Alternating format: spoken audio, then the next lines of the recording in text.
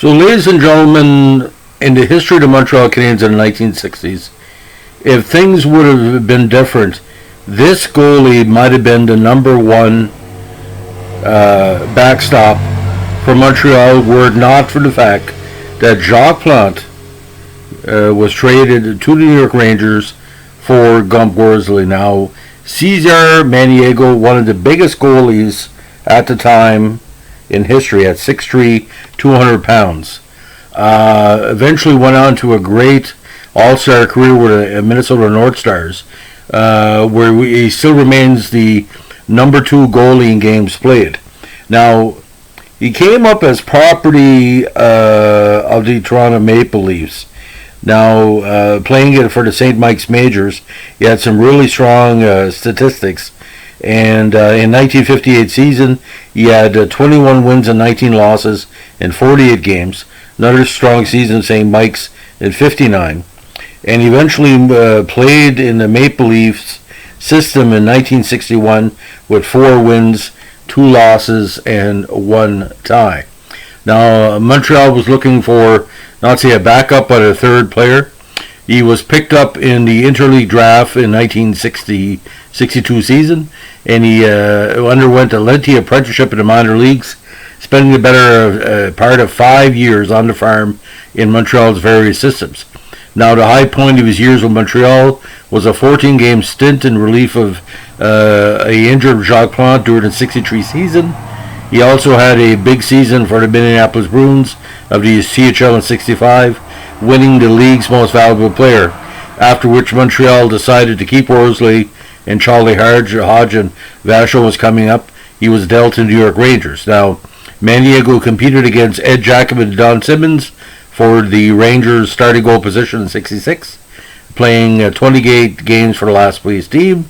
But on March 12, 1966, he made NHL history in the wrong way by allowing the Chicago Blackhawks star-left winger Bobby Hult's 54th goal of the season. The first time in league history that any player had scored more than 50 goals in a year, as Richard and Jeffrey O did it before.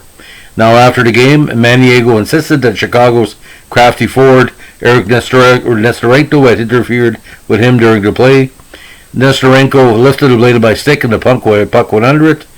Now, with the Rangers, Jockerman firmly won the job the next season as the much improved Rangers made the playoffs, and Maniago played in just 6 games as his backup. Now, with expansion coming, many felt Maniago was going to get his big chance, and that's what happened.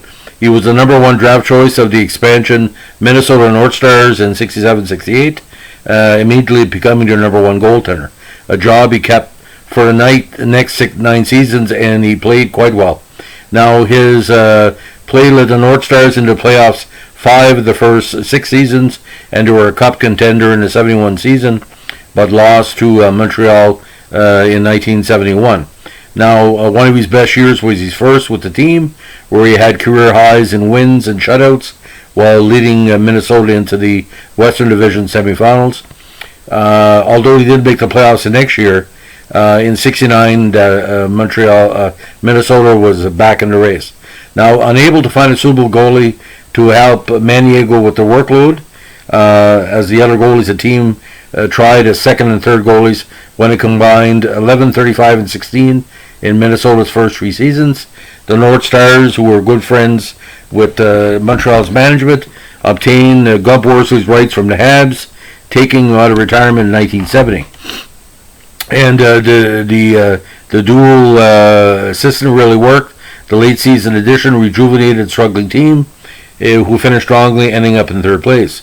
Over the next 3 seasons, Worsley and Maniago led the North Stars in the playoffs, including, like I said, the appearance against Montreal in the 71 semifinals, and they were also the first expansion team to defeat an original 6 playoff team in the postseason, as the Minnesota lost that set 4-2.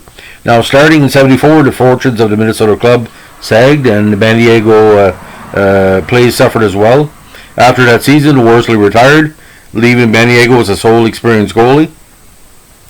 And he eventually found himself away from Minnesota and ended up towards his home area because he was born in Trail, BC. He was traded to Canucks, and he played his last 2 years with Vancouver in the mid-70s. Now, Maniago retired with 190 wins and 568 games, recording 30 shutouts and a career average of 3.27, leading Minnesota goaltenders in every category. Now, at the time of his retirement, he was a top 25 NHL goalie, 5th in all-time losses, and 12th in all-time games played. Now, after his retirement, Maniago served as the Canucks goalie coach. He also remained second in all-time games played and minutes played in net for the Minnesota Dallas franchise, behind the great Marty Turco, third wins and shutouts to Ed Belfour and Turco. Now, in my basic opinion, I think his best season, like the stats don't lie, was 68 when he won 52 games with 9 ties with a 2.77 average. And he put up some okay numbers for Vancouver as well when they were working towards rebooting for the early 80s.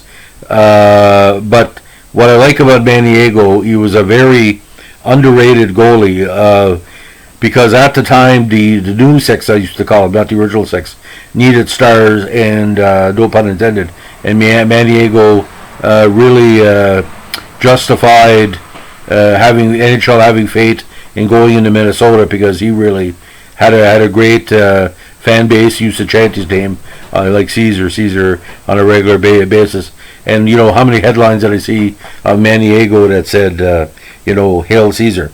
So, ladies and gentlemen, this is a continuation of the vintage Montreal Canadien Sports Files. We hope you enjoy it. By the way, if you like these podcasts, tell your friends, and if you don't like it, don't tell nobody. Have a good day. Bye.